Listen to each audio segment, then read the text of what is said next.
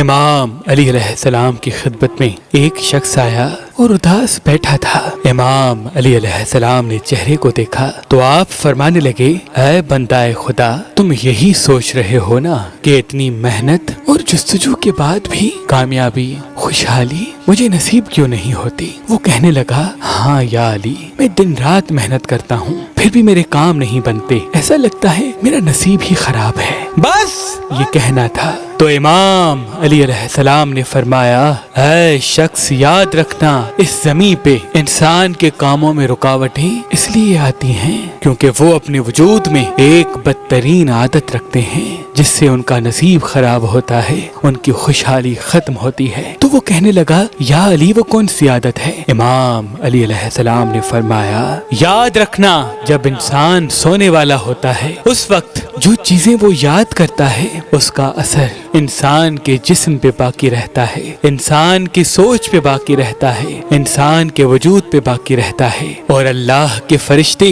جب آسمانوں سے زمین پہ آتے ہیں اللہ کے حکم سے ہر گھر کو چکر لگاتے ہیں اور ہر انسان کا رزق جو اسے آج کے دن میں ملنا ہوتا ہے وہ تقسیم کرنے لگتے ہیں۔ لیکن جو انسان کسی انسان کے لیے برا سوچ رکھ کے سویا ہوتا ہے، کسی انسان کی بری باتیں یاد کر کر کے سویا ہوتا ہے، اس کے وجود میں برائی کو دیکھ کے اللہ کی دربار میں عرض کرتے ہیں کہ اے اللہ، یہ وہی بندہ ہے جو تیری مخلوق کے لیے برا سوچتا ہے، تیری خلقت کے لیے برائی رکھتا ہے، تو یوں اس کا رزق جو اس انسان کے نصیب میں ہوتا ہے اس سے وہ انسان منحرف ہو جاتا ہے۔ یاد رکھنا، اگر تم چاہتے ہو کہ تمہارے رزق میں فراوانی ہو، خوشحالی تمہارے ساتھ رہے، کاموں میں کوئی رکاوٹیں نہ آئیں، تو رات کو سوتے وقت اللہ کی ہر خلقت کے لیے اچھا سوچ کے سو۔ اگر کسی نے تمہارے ساتھ برا بھی کیا ہے تو اس کے لیے بھی اچھا سوچ کے سو، کیونکہ جو چیزیں تم سوچ کے سو گے